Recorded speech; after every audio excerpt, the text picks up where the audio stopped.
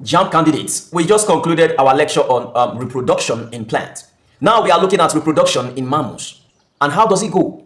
Before we start, let's quickly look at the structures and the function of reproductive organ. All right. On the left side of the table, we have the male organ, okay, as the heading, while on the right side of the table, we have the main function of that particular organ. All right. And in the male, we have the testes, we have the epididymis, we have the vas deferens, we have the seminal vesicle, we have the prostate gland, we have the bulbourethral gland, which is also called the Cowper's gland, and we have the penis. All right. So the male reproductive organ is made up of the organs of the male reproductive system and also accessory organs. Okay. The main organ or the major organ of the male reproductive system is the testes. That's the main organ. The rest, all this one, epididymis, vas deferens, seminal vesicle, prostate gland, bulbourethral gland or Cowper gland, they are all accessory organs. So the male reproductive organ or the male reproductive system is made up of two major organs, which is the penis and the testes. These other ones, epididymis, all these are accessory organs. What are the functions of accessory organs? They are just there to, carry out one or two duties to ensure that reproduction takes place. Okay, so they are there as an accessory, okay, to assist in the process, but they are not the major organ of the process. They are just there to facilitate, to assist. All right, so that's the function of accessory. Okay, it's just like your phone now. Okay, your phone, taking your phone as the main organ. Your phone screen is an organ of your phone. The screen of your phone is an organ. The touch, okay, your touchpad is also an organ of your phone. Okay, why you call hear things like phone accessories like earpod, hair, pouch, screen guard? All those are accessories. They are there to give you a better experience while you're using the phone. They are there to make the phone work better. They are there to assist the phone during function. All right, so let's look at the function of each of the the parts of the male reproductive organ or the parts of male reproductive system. Okay, the first here we have is the testis, and its function is what? Spermatogenesis. What is the meaning of spermatogenesis? The production of what? Sperm. The production of what? Sperm cell. All right, through what? Meiosis. Through what? Meiosis or meiosis. All right, the next we have here is epididymis, and what's the function of epididymis? Sperm matures in epididymis. So the maturation of sperm continues in the epididymis. And also the epididymis helps what? Store the mature sperm. All right. The next we have here is vas deferens, or it can also be called vasa differentia. What's its function? It transports sperm. Okay, is that tube that carries sperm from the epididymis to the the urethra. Okay, that's the what? The vas deferens, the function of the vas deferens. All right. The next we have here is the seminal vesicle, prostate gland, bulbourethral gland, and Cowper's, which is known as the Cowper's gland. All right. So what are the functions of these accessory? These accessory glands, okay, and vesicles, okay? The function is they produce seminal fluid, those fluid that make up your semen. It is these glands that produce those fluid, okay? They nourish and they help transport sperm. This fluid that they produce helps to what? Nourish sperm and help to what? Transport sperm, okay? The prostate gland produces an alkaline fluid also, while the Cowper's gland or the bulbourethral gland helps to produce, fluid that helps to, cleanse the urethra, okay, before sperm passes, okay, ensuring safety. Okay, for the sperm during the passage. All right. So the alkalinity of the prostate fluid ensures that the acid in the vaginal wall is neutralized. The vaginal wall is acidic, so it helps neutralize the acid in the vaginal wall so that the acid will not burn off the sperm cells. All right. While the seminal vesicle produce about 60% of the seminal fluid. Okay, this seminal vesicle. Okay, so the fluids are also stored in the seminal vesicle. Some of these accessory fluids are also stored in the seminal vesicle.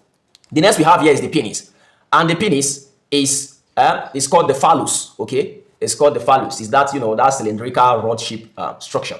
Okay, when erect, okay, it becomes bigger when erect. And we have two types of penis when it comes to functionality of the penis. That's erecting of the penis. How the appearance of the penis. Okay, what you see when you look at the penis. We have the grower and we have the shower. The grower is the kind of penis that you don't see much of its size when it's flaccid. That's when it's in the flaccid state. Okay, it is when it becomes erect. That's when you see the actual size of the phallus of the penis. It might be very small when it's flaccid, but immediately the penis starts erecting, you are going to notice a huge difference in the size. Okay, so it adds more. The size of the penis of the grower adds more when it's erecting or after erection. Okay, that's why it's called grower. The penis grows when it erects. Okay, there's another one called the shower. And that shower is the kind of penis that even when it's flaccid, that's the size. Okay, it's usually big when it's flaccid. So when it becomes erect, you don't notice not so much significant change, okay, in the size when it becomes erect. Okay, just small change. Like we all notice, say, it just adds more for size when it stand, as compared to the grower, where we say penis feel small like this, but when it's erect, when it stand, it go big. So when you look at someone's penis, okay, when it's flaccid, that doesn't really tell if the penis is small or big. the penis has to be erect before you can really grade if this penis is a moderate size or if it's small or if it's big. And what is the function of the penis? The penis helps what? To deliver sperm into the vagina, to transport what? Sperm to the vagina. That's the primary function of the penis. Okay. Penis also provide pleasure required for what? Ejaculation. Penis also does what? Provide pleasure required for what? Ejaculation. All right. This is the diagram of the male reproductive system. This is the penis. Okay, we just discussed it, all the parts. This, what you find here, is the urinary bladder, and on top the urinary bladder you have the two ureters coming from the kidney. Okay, and what articulates here. Okay, it joins to the bladder, it connects to the bladder. Okay, urine is stored here in the urinary bladder. All right, so behind the urinary bladder you have the seminal vesicle. Okay, you have about two. Okay, so seminal vesicle, you have the left seminal vesicle and the right seminal vesicle. All right, left seminal vesicle and the right seminal vesicle. All right, so below you are going to have the prostate gland. This is the prostate gland. All right, then in front of the prostate gland you have the Cowper's gland. All right, look at it here. Look at it, the Cowper's gland. In front of the prostate gland you have the Cowper's gland, and you have the ejaculatory duct. When you hear duct, is the tube where something passes. So when you say ejaculatory duct, this duct is the tube where sperm passes, okay, or semen through this tube. That's the duct. That's where it passes. All right, so this is the urethra. You can see the urethra runs from the bladder into the what? The phallus or the penis. Okay, you can see. So this one is the epididymis that stores sperm. Okay, it's just beside the testis there. Okay, a tubular anastomosis. Okay, it's like you bring different tube. Okay, put them together. Okay, so now so epididymis be. It stores sperm. Okay, for what? For further maturity. So this one, what you see here, this one like this is the scrotum. Okay, the scrotum, this covering of this testis is the scrotum. This one is the testis. These two things like egg inside is the testis. So the covering, this skin that covers the what? The testis is called the scrotum. All right. So this place is called the gland penis and is regarded as the most sensitive part of the penis. Okay, this is called the gland penis. That place you call cap. Okay, is considered the most sensitive part of the penis. All right.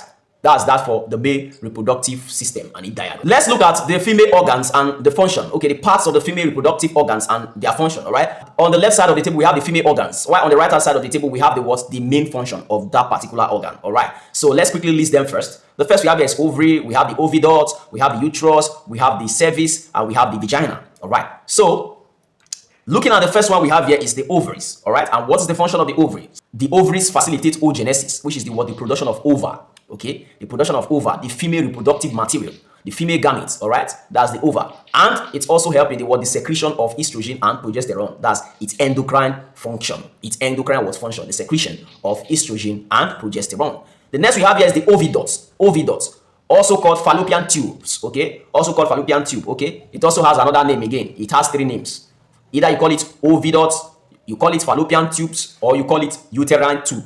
So the function is that it is the site of fertilization. That is where fertilization occurs, okay? And it has cilia that transport ovum. It does not only facilitate the fertilization, or it does not only provide room for fertilization, but it also helps to transport the ovum from the fallopian tube to the uterus. The next we have here is the uterus, okay? And the uterus, the function is that it is the site of implantation and embryonic development. So that's where the implantation of the embryo occurs, and that's where the development of the embryo occur. All right, it's like a house where the baby lives and develops until the baby is ready to be born. All right. So the endocrine function of the uterus is that the uterus or the uterine muscle produces a hormone, or it secretes a hormone called oxytocin. All right, that also helps in the contraction of that same uterus. The next we have here is the cervix. And the cervix is the gateway between the uterus and the vagina. Produces what? Mucus. All right. It produces what? Mucus that lubricates the vagina. The inside of the vagina, the inner wall of the vagina, does not have any specialized organ or any specialized gland that lubricates it. It is the cervix that lubricates the vaginal wall. Okay. All the fluid you find in the vagina, okay, those kind of whitish or colorless fluid you find in the vagina, they all originate from the cervix. It is the cervix that is secreting those fluids and sending them to the vagina to lubricate the vagina.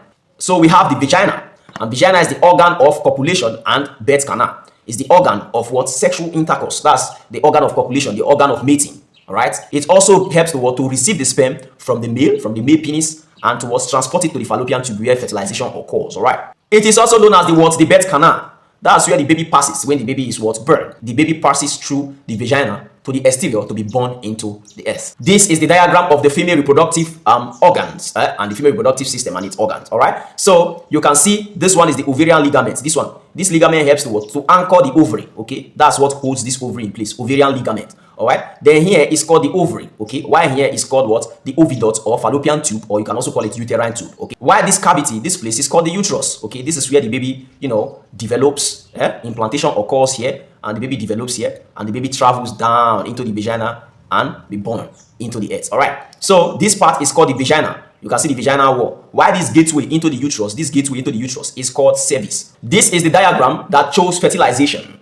How does fertilization occur? Fertilization occurs in mammal when the sperm from the male meets the egg. All right. So this is the diagram of the sperm. This is number 1 or stage 1. This is the sperm from the male. The sperm swims, travels towards to the egg, okay, of the female. Immediately the semen is deposited into the vagina of the female. They start swimming and they travel straight to the fallopian tube where you have the ova released. All right. So immediately it gets in contact with the ova.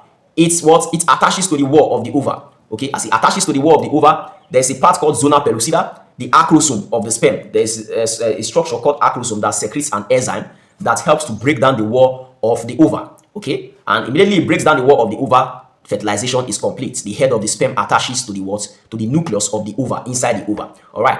So immediately as the head of the sperm attaches to the nucleus of the ova, fertilization starts. All right. Fertilization starts, and what happens? You get to what is called this stage 3. You can see this stage 3. Okay, where the head of the sperm dissolves the wall. Okay, this is the nucleus of the ova. All right. So it dissolves the wall, and the head of the sperm enters and fuses with the nucleus of the ova. What in turn happens? Only the head enters. You can see the head of the sperm that enters. And after this stage, something called zygote is formed. So this is a beta diagram of the fertilization process. Okay, you can see the nucleus of the egg. Okay, you can see the head of the sperm where you have the nucleus of the sperm. It joins with that of the egg, and you can see the wall. Okay, the zona pellucida. Okay, the wall that's the acrosome enzyme. Okay, breaks down this wall. Okay, so that it can access the sperm. All right, and the fittest sperm usually gets to this stage. Okay, for a sperm to get to this stage, the sperm has to be very fit. It has to be very motile. Okay, it has to be very motile. It has to be very active. All right. So let's now look at fertilization and development. Okay, fertilization. Fertilization is the fusion of a sperm, which is the male gamete, with a secondary oocyte, female gamete, in the ampulla of the oviduct, or in the ampulla of the fallopian tube. That's where the fertilization occurs.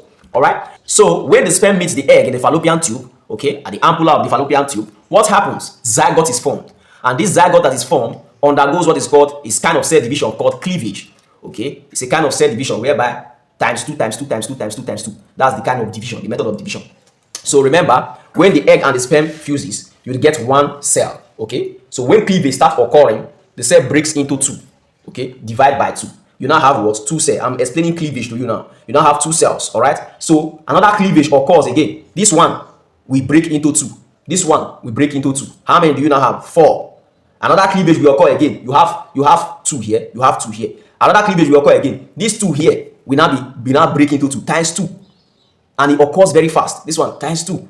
That's, you will now have 4 here. You will now have 4 here. So everything will just be dividing by 2 times 2 times 2. If it was 2, you will have 4. If it was 4, you will have 8. If it was 8, you have 16. If it was 16, 32, and so on and so forth. That's cleavage. So as cleavage continues to occur, a structure called morula is formed, and the morula further undergoes cell division, mitosis, to form what? Blastocyst. It is this blastocyst that now forms the developing embryo. It implants in the uterus, usually 6 to 7 days after fertilization. Let's look at embryonic development. So in embryonic development, immediately as the implantation occurs, the blastocyst implants into the wall of the uterus.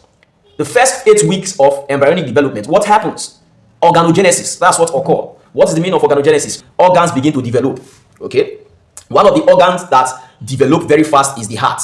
All right, the heart develops very fast. The brain too. That's where you now get neurulation. Okay, the nervous system starts developing. The brain develops. Other organ develops. Okay, the liver develops. The lungs develops, and so on and so forth. So there are kind of germinal layers that facilitate the development of these organs, tissue, and so on and so forth. But just know that within the first 8 weeks of fertilization, okay, within the first 8 weeks, that's where organogenesis occur. Okay, so major systems and organs develop. All right, that's organogenesis for you. So this is the illustration of fertilization and cell division. The kind of cell division that occurs is cleavage. Okay, cleavage. All right. So the sperm meets the egg. Look at when the sperm and the egg meet. This one egg. This one sperm. It meets the egg. So as this sperm and this egg, they meet here. One of the sperm is able to enter the egg. Only the head of the sperm enters and fuses with the nucleus of the egg. Look at it. The nucleus of the egg and the nucleus of the sperm fuses. So you can see where the nuclei fuse. So zygote is formed immediately after the nuclei fuse. All right. So as the zygote forms, what happens? Cell begins to divide to form embryo. through the process of division called cleavage. Okay, so cell divide continuously. You can see from 2 now it has turned to 4. Exactly the same thing I explained to you. It's going to divide, cell divides continuously. You can see it don't many for inside. It's one cell, but it divides. It divides continuously. All right. So the fetus is formed, blastocyst, and the blastocyst implants. Okay, development continues. So after the embryonic development, the fetal stage occurs usually between 9 weeks. Okay, usually between 9 weeks to 8-9 weeks. Okay, that's called the fetal stage. And whatever is developing in the womb of the woman or in the uterus of the woman is no longer called an embryo again. At week 9, you start calling it a fetus. All right. So the fetus grows rapidly and organs begin to mature. Those organs that develop during embryonic stage or organogenesis, they begin to what? They begin to mature. All right. So what are the maternal factors that affect fetal development? What are the maternal factors? When you say maternal factors, what are the factors that involves the mother that is carrying the child or that is carrying the developing fetus or baby? What are the factors pertaining to her that affect the growth and development of the fetus, that affects the health of the fetus? Let's find out. The health of the woman, maternal health, maternal nutrition.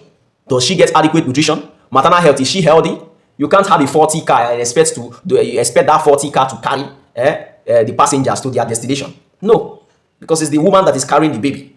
Okay, so her health should be optimal. All right. So nutrition is also there. She should feed well. You know, if you carry motor, we say 4 and day, we and carry passenger in travel. No, her nutrition should be what? Should be optimal or adequate. All right. And also, indiscriminate drug use can cause what? Different defects in fetus. All right. So the maternal factors that affect fetal growth and development or that affect the fetus is maternal health, nutrition, and the indiscriminate use of what? Drug. Pregnant woman when they use drug, it affects the children. Drug addicts once they go pregnant, it affects the pikin. Okay, all these cause gene mutations. Okay, not only gene mutations, it affects the developing fetus in the womb. All right, especially during organogenesis. During that stage, organogenesis, if the woman is having inadequate nutrition or the health of the woman is waning, okay, the health of the woman is waning, there's going to be a high risk of fetal defects. Okay, during those stages. All right, because that's the primitive stage of what? Development.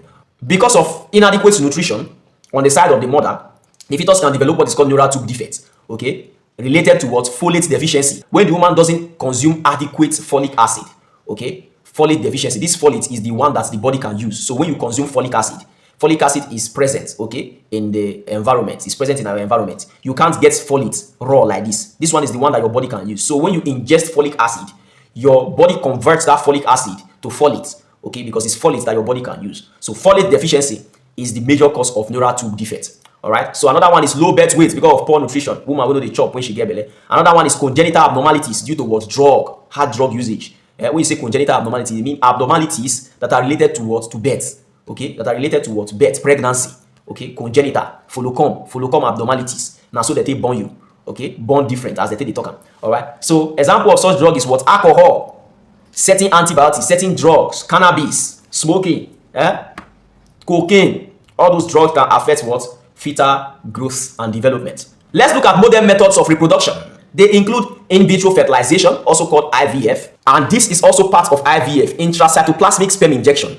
Okay, whereby you inject the sperm inside the cytoplasm, okay, for fertilization to occur. So it's also part of IVF or part of in vitro fertilization. What is in vitro fertilization? It's a kind of fertilization whereby oocyte is harvested. When you say oocyte, we are talking about matured ova. It's harvested from the female's ovary. Okay, when they harvest it, they fertilize it in the laboratory, and the embryo that develops after the fertilization is transferred back to the woman's uterus for implantation. So any baby gotten from in vitro fertilization is called what? Test tube babies. Okay, it's a kind of facilitating fertilization outside the living system. Okay, you carry out fertilization outside the living system, outside the body of the woman, outside the reproductive system of the woman and the man. So you bring the sperm, you bring the egg, and you do the fertilization manually, and you wash the cell divide. As the cell divides to an extent, immediately enters the embryonic stage, you transfer it back into the uterus. And this method of fertilization, IVF, is usually carried out in women when there is a defect in the reproductive system. Okay, for example, the woman has a blocked fallopian tube or a blocked uterine tube. You know, it's through that uterine tube that sperm passes to be transported to where the fertilization occurs so that it meets the egg. But when the uterine tube or fallopian tube is blocked, sperm can be transported. So because of that limited transportation or that impotency of the fallopian tube, what happens? You will now have to do everything manually to bypass that place and transfer the embryo into the womb of the woman. Now only fallopian tube block, the womb not block. So immediately as implantation is confirmed, pregnancy is also confirmed. The intracytoplasmic sperm injection is when a single sperm is injected directly into oocytes. Okay, so when you, for example, in IVF now, you carry the single sperm and you inject it directly into the what? Into the oocyte or into the ova. Okay, so that fertilization will occur. All right. So we are going to look at a diagram illustrating this in vitro fertilization and also the intracytoplasmic sperm injection. All right. So this is the IVF process, in vitro fertilization process. You can see, first of all, the first stage of the process is testing and diagnosis. Okay, first of all, they have to carry out tests to ensure that both partners are their sperms. Okay, the sperm of the male is healthy and the ova of the female is also healthy.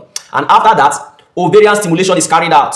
Okay, they use hormones, hormones to stimulate the ovaries to produce many ova, many egg, to mature many egg and release many egg. Okay, so all the eggs released by the ovary in turn is harvested. All right, this is done usually about it's not more than 14 days of ovarian stimulation. If you take 12 days or 10 days in some cases. All right, so after this stimulation, the egg is retrieved. Okay, they use needle through the vagina to retrieve the egg, ultrasound guided. Retrieve the egg from the ovary of the female. Immediately they get the egg. What happens to the next stage? They put the egg in a what? In a petri dish, and what? Or they store the egg. If the sperm is not available yet, they store the egg. But if the sperm is available yet, they harvested the sperm from the male. Okay, put the sperm in the test to harvest it. They will now do what? Carry out the fertilization artificially. Okay, so inject the sperm into the egg. All right, intracytoplasmic injection. Inject the sperm into the egg with a syringe, and what? Fertilization occur. Immediately as fertilization occur, embryo is formed. When the embryo forms, the embryo is sent back into the uterus. You can see the embryo inside the uterus of the woman. Okay, so immediately as implantation is confirmed, conception is confirmed. The woman is said to be what? Pregnant. Now let's look at contraception. What is conception? First of all, conception is the process whereby a woman conceive. Okay, whereby a woman what? Conceive. To conceive. When you say conceive, conceive is getting pregnant. That's conception. But when you hear contraception, it's against seption. Okay, it's against conception. Okay, opposite of conception, against conception. When you hear contra means contraindication, against such indication, against it. Okay, contraception, against conception. So what are the methods of contraception? I know you've heard of family planning before now. So contraception is one of the key concepts of family planning. So you plan your family through contraception. Okay, you control when you want to give birth, when you want to have a child, and all of that, and you do that through what? Contraception. So contraception are methods and processes that prevent what? Conception or pregnancy. All right. For example, they include hormonal method, which include taking pills to prevent pregnancy, and also implants. Those implants that they put for hand. Okay, put on here, Jade implants, Implanon, and so on and so forth. Okay, implants. All right. So these implants secrete hormone. They are under the hormonal method. They secrete hormone in minute quantity, bit by bit, bit by bit, bit by bit, bit by bit. So that hormones helps to what? To prevent ovulation. Okay, it prevents ovulation. The woman will not ovulate. Matured egg will not be released from the ovary. Okay, so the next we have is the barrier method of contraception, which is the most common method, use of condom. All right, so condom is used as a barrier to prevent the sperm from entering the vagina, and also thereby preventing contact of the sperm with the ova. All right, not only condom, we also have diaphragm. Remember the condom, we have male condom, which is used outside, and we have female condom, which is used inside. All right, so we also have diaphragm. Diaphragm is also a barrier. Is you put it inside the vagina, diaphragm. Okay, you put diaphragm inside the vagina to prevent sperm from entering, the birth canal. Okay, under this barrier method, you also have cervical cap. Okay, use it to cover the cervix. Okay, use it to put the cap on the cervix to prevent sperm from entering the gateway of the uterus to go and meet the what? The ova. They all fall under barrier methods. All right. Then the intrauterine device, IUCD, intrauterine contraceptive device. IUCD, or you can just call it IUD, intrauterine devices. Okay, you have different types. You have copper, you have the hormonal intrauterine device. Okay, it's a thin copper film. Okay, that has coil that you put in the uterus, and it prevents pregnancy. Okay, you put it in the uterus, provided it's well placed. Okay, it prevents pregnancy. So this intrauterine contraceptive device lasts longer. It provides long time of contraception. Okay, you should be expecting like 10 years, 14 years. Intrauterine contraceptive device. It provides a long-term, contraception. Okay, it prevents pregnancy for a long time. Other than implants, you have implants of 1 year. You have implants that last for 3 years. The final one we have here is the surgical method, which is known as sterilization. Sterilization is almost like a permanent method of, contraception. So sterilization is almost permanent. Okay, sometimes if you reverse the surgery, okay, it's done surgically. Okay, it's done through an operation. Okay, surgical operation. If you reverse it, you might be finding it difficult to conceive again. So that's why it's almost permanent. That's why it's usually the last resort, the last option, surgical contraception or sterilization. All these are easily reversible. Okay, easily reversible. This intrauterine contraceptive device, this is the most easy to reverse. Okay, immediately you just remove the IUD. The woman will just get pregnant immediately. Okay, immediately. All right, because this IUD usually prevents implantation. That's what it does. Okay, it usually prevents what? Implantation. All right. So the two surgical methods, you have one for male, you have the other for the female. The one for the male is called vasectomy, whereby the vas difference is what? Is clamped. Okay, is clamped or cut off, depending on the surgical procedure. They either clamp it or they cut it off. Is it permanent vasectomy or is it temporary vasectomy? That's what is going to determine if they are going to clamp it or they are going to cut it off. All right. So we also have another one, tubal ligation. It's still almost the same thing like vasectomy. You have temporary tubal ligation, you have permanent tubal ligation. So that's what's going to determine if they are going to clamp it or they are going to cut it. All right.